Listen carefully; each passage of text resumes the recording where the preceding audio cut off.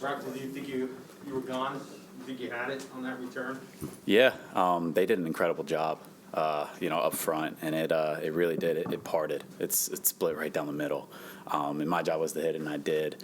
And yeah, just came a little short in finishing, but luckily, we put 7 or 6 up, I guess, and got it in the end zone that drive. Braxton, there's been a lot of talk this year about slow starts with the team, and you guys, that was the first touchdown Zach had thrown in the first half. Did you, when you're going out there for those opening returns, do you kind of feel like you can spark the team with something like that? No, absolutely. I mean, we know as a team, but especially as a return unit, that anytime punt return, kick return, or even when we're kicking off, returns can be explosive plays, and especially starting a game and coming out of half, they can really start momentum one way or flip it, I guess. So yeah, no, obviously that's always our goal, to get the offense started in good field position. You're a guy who clicked with Zach pretty early on here when we were watching. What kind of growth have you seen from him as the season's gone on? Well, I think all those guys, they're not, you're not rookies anymore in week 13, 14, really whatever it is. And so obviously everything's kind of slowed down for them a little bit. And, from top to bottom, all the rookies really, they're putting in the work each week. And, you can tell growth. Everything's starting to slow down a little bit across the board. And, Zach's just, he hasn't flinched yet, coming off his best game, coming off his worst game, whatever it was. He's been the same guy in the building, not overreacting, not overcorrecting, never doing too little, never doing too much. And, I admire him for that. How tough has it been for your receiver room this year with, everything that's happened now? Elijah's out today, Corey, all that stuff. It's something that we talk about kind of at the beginning of the year before everything really gets going, that, it's going to be a next man up mentality. And obviously that's across board in football. Injuries happen, things happen, COVID happens. So, we've obviously, you can never prepare for those things, but when they do arise, we're ready. And, we hate it for those guys. We want everybody to be healthy. We want everybody to get through a season injury-free, COVID-free, et cetera, et cetera. But that's just not the reality of this game. So, our prayers out to every single one of them, obviously. And, we gotta make plays. Braxton, what do you see your role here? Play wide receiver, you return punts, returning kickoffs now. Just, how do you see yourself and what your value is to this team? Honestly, whatever, whenever, truly. I want to help this team win, and that's all I really care about at the end of the day. If they need me to play DB, I'll go out there and do that. Honestly, it's whatever we need to do that puts us in the best position to win. I'm game for. When you were coming out of college, did you think of yourself as kind of an underdog, like people saying, like, your size or your speed, you have the speed, that kind of thing? Have you thought of yourself in that way coming through this journey, like, through the NFL? I wouldn't say that at all. I'm somebody, I want to take advantage of every opportunity I get. And, that's where my focus is. Now, whether I'm the favorite or the underdog, it doesn't really matter when the ball's in the air. So I really don't look at it like that. Who was your favorite receiver or two growing up? And then who did you look at maybe, say, in the last 3 or 4 or 5 years, maybe in this league, who you wanted to fashion yourself after? Honestly, I had about 2 idols growing up. It was Devin Hester and Ray Lewis, and probably very biased because I went to Miami, and that was always my dream going up too, so it ended up working out. But I can't say that, as a growing up that I had, an idol receiver, because then again, when I was growing up, I was playing quarterback and everything else under the sun. Definitely in the last few years, I think I've focused on taking pieces from everybody. More so, you get your low-hanging fruit and say all the guys that I should be watching, but I don't look at it like that. I think there's pieces I can take from a lot of people's games across the league. What would it mean to you to go to the Pro Bowl?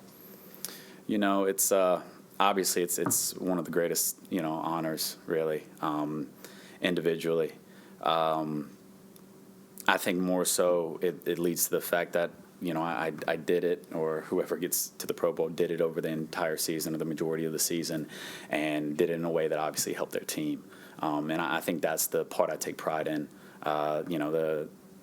If that happens, that's awesome. But I really I relish in the fact that I was able to bring up my team around me for most of the season.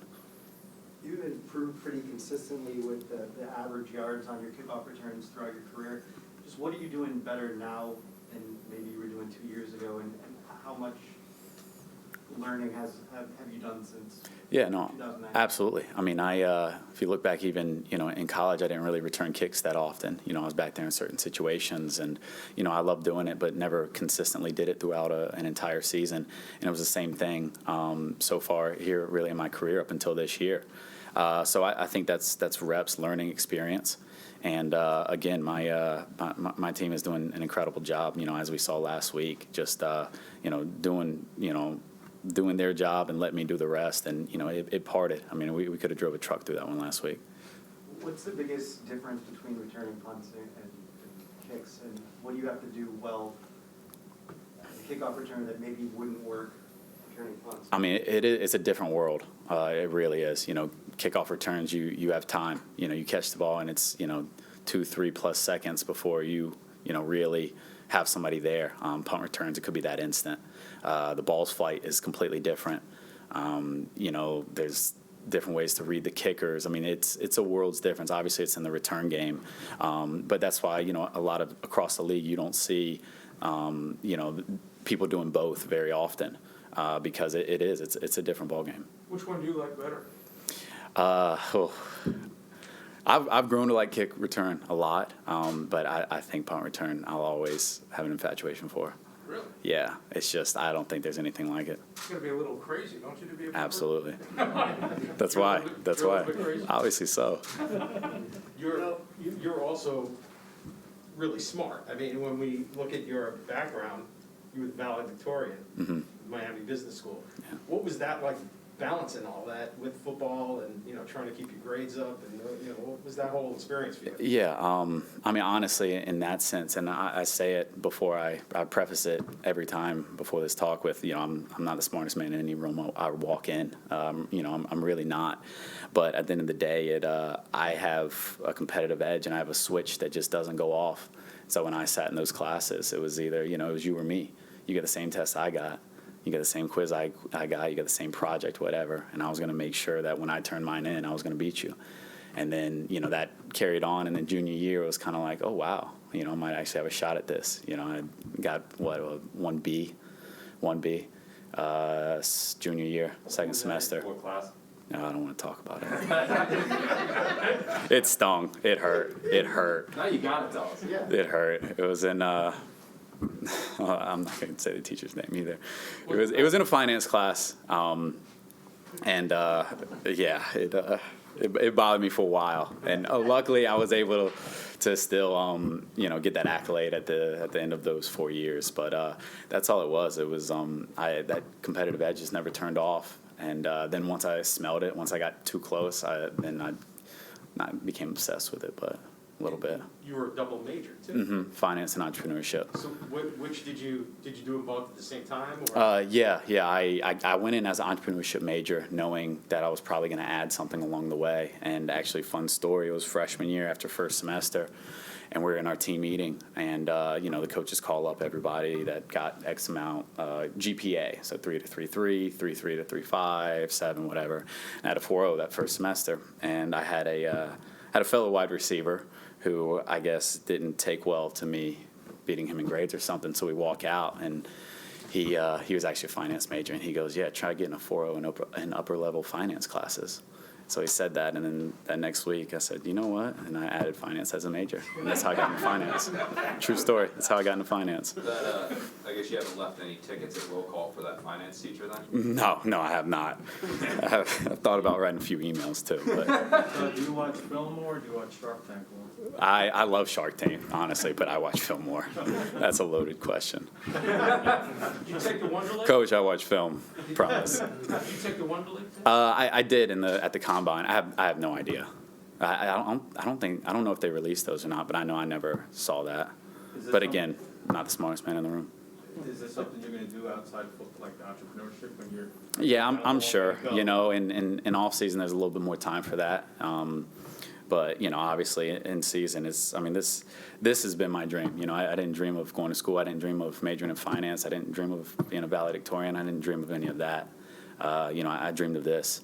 And I'm a firm believer that doors open when you need them to. And, you know, when that bridge crosses, hopefully it's in a long time from now, or when that bridge comes, we'll cross it. But, you know, this is my life goal. This is my life dream. And, you know, I'm very fortunate to be living it out right now.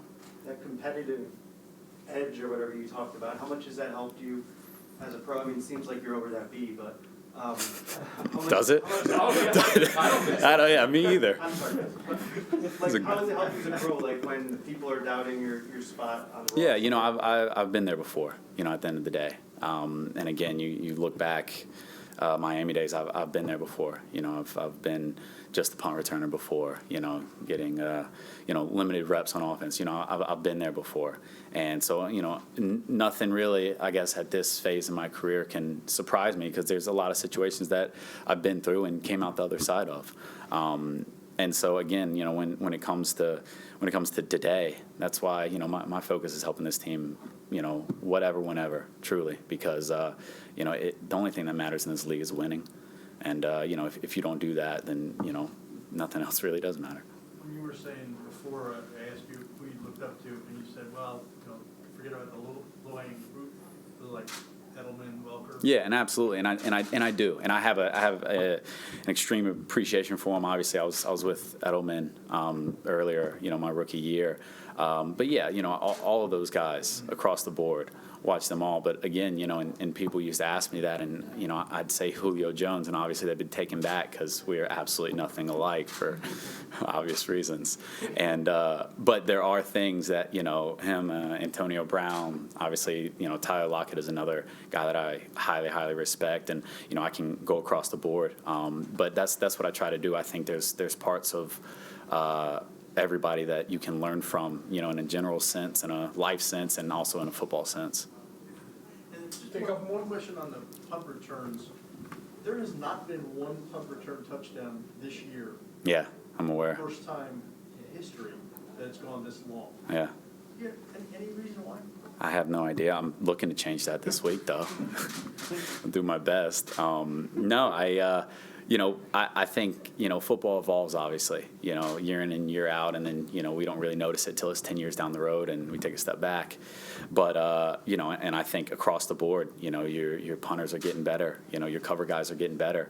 And, you know, on the flip side, you know, the blockers for, you know, the punt return team is getting better. And, you know, it's obviously in special teams, it's a great tug of war, you know, really. And, you know, it's a third of the game, but it really, you know, you can look at the end of the day who won the special teams battle, and there's about 9 times out of 10 you know who won the game. Do you remember the first time you were asked in your career, no matter what level, to do returns, and what was kind of your reaction to that? I don't remember. You know, I've been doing them all my life since, you know, playing Pop Warner growing up. It's an adrenaline rush like no other. Truly, especially punt return. I guess that's why that infatuation's there. But I love doing it. I've done it all my life, and I really don't see a day where I don't. When you say whatever, whenever, have you tried kicking? As a kid. No, my dad played soccer, but he that gene kind of ended there. Okay. Yeah. You might need to try out.